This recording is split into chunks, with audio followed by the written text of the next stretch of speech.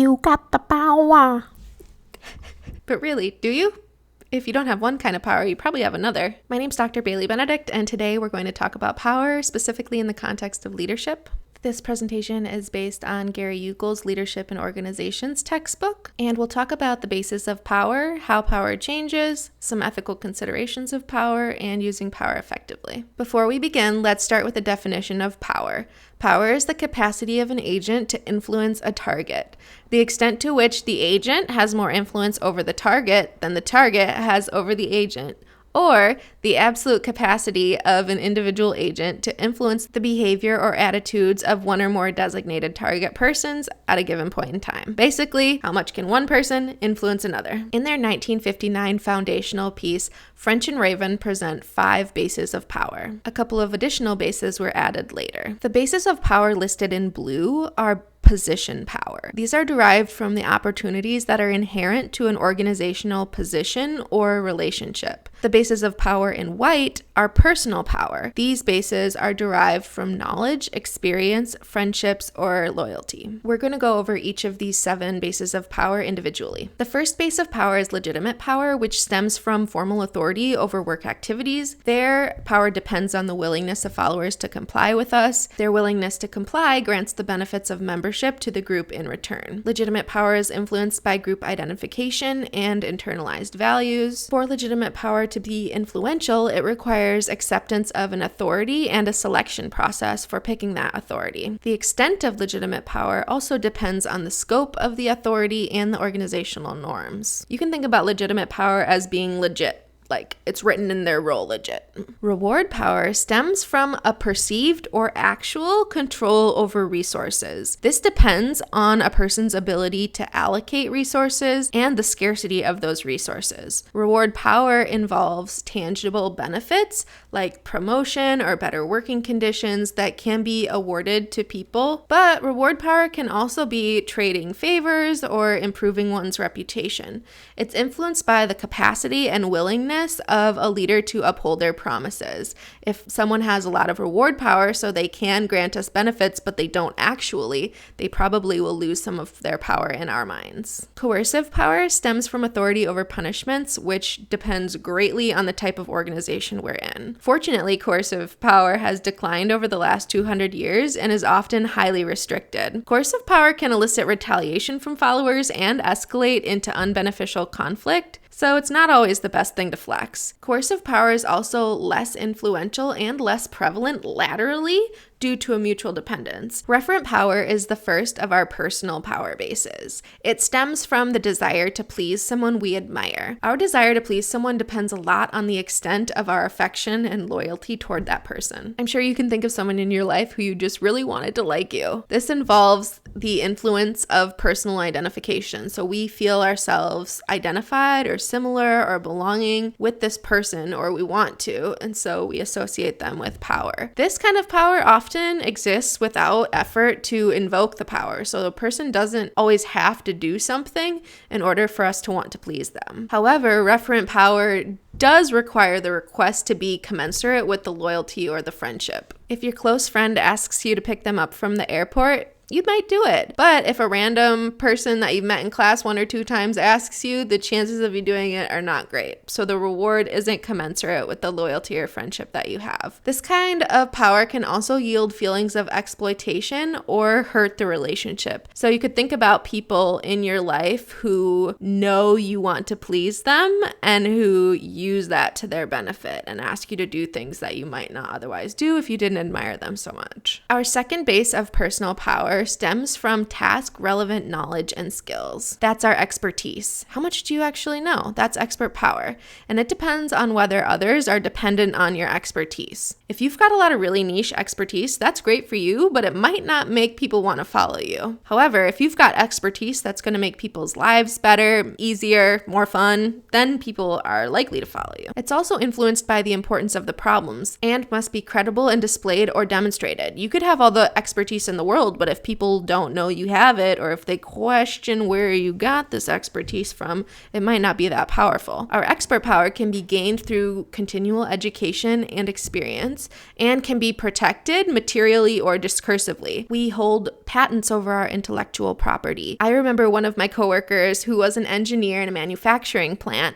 He had all of the knowledge of how these different machines worked and the easiest ways to fix them, and he didn't tell anybody because he didn't want them to be able to fire him. The last two bases of power were added later in 1965, and the first is information power. Our information access and control depends a lot on our role and our ability to cultivate a network of sources. There's someone in the government who knows whether or not aliens truly exist. And sometimes within an organization, you gotta know the right people to have all the information, especially the tea. Information power involves interpreting events and influencing people's perceptions over those events. Information power can also include distorting information to bias people or persuade people, and information power can be withheld to make others dependent on you. Sometimes our information power enables us to exaggerate or diminish certain information for our personal gain. So we can make ourselves seem better than we are, or we could diminish the accomplishments of others. Finally, we have ecological power.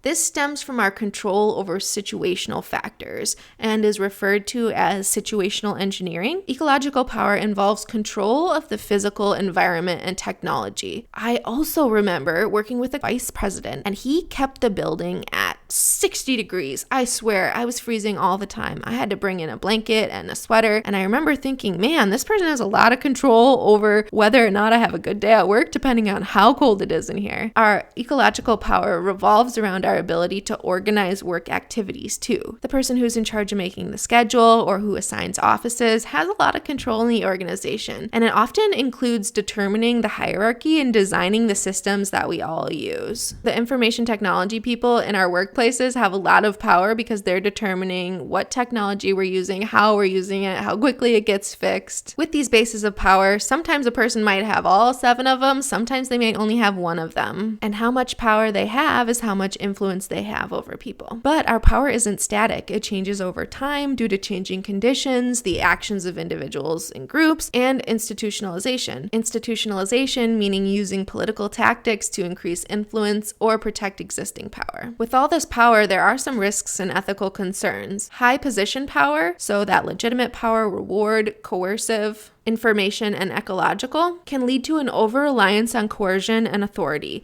and can reduce input from followers. Having so much power can also corrupt a person too. However, personal power can also corrupt when leaders become authoritarian, when leaders assume they know best, and when followers stop questioning or offering feedback. How we can encourage ethical power use is implementing safeguards. These include things like feedback systems and setting clear rules and grievance policies. We can also implement shared decision-making and participation, as well as periodic performance checks or even elections. Basically, to encourage ethical power use, we should promote reciprocal influence, which is that leaders influence followers, but followers also can influence leaders. We're going to talk next about how we can use each of these bases of power ethically and effectively.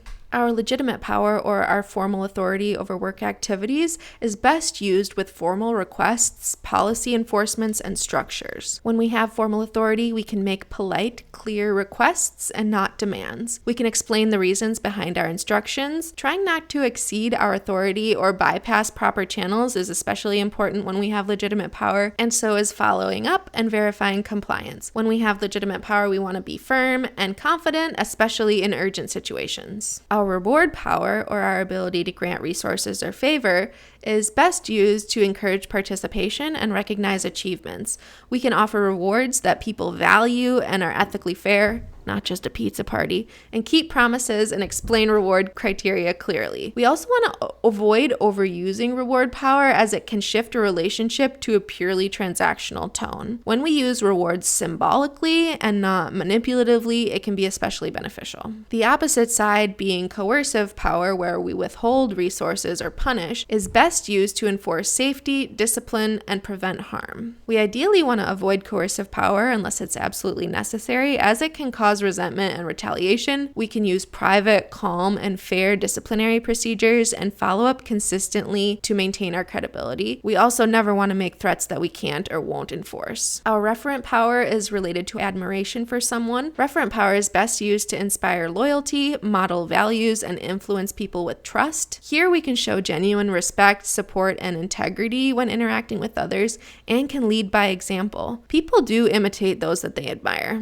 We also want to avoid manipulation. If you know someone admires you, make sure you're upholding your character and maintaining your consistency because they both matter. We also want to make our requests personal when they're appropriate. Things like, "It would mean a lot to me," or "I would be eternally grateful if." The best use of our expert power is sharing knowledge and guiding decisions. We want to explain our reasoning and provide evidence while being confident but not arrogant. It's also good to acknowledge others' inputs and concern and avoid exaggeration or talking down to others when we have expert power. Information power is best used to shape thinking and influence agendas as well as build strategy. With information power, we can share strategically by providing relevant information, timely information, and credible information that helps others succeed. When possible, we want to avoid withholding information for control because that can breed distrust. We also want to clarify our sources and explain the implications of the information when we provide it. Using information to empower and not just gain influence is especially beneficial, and we always want to verify the accuracy of our information because bad data can mean losing our credibility. Finally, we have ecological power, which is control over situational factors. This is best used when we can influence systems, design environments, and encourage change. We want to align the environment with the team's goals and values and try to remove barriers to people's performance. Ideally, we're being transparent about how and why changes are being made,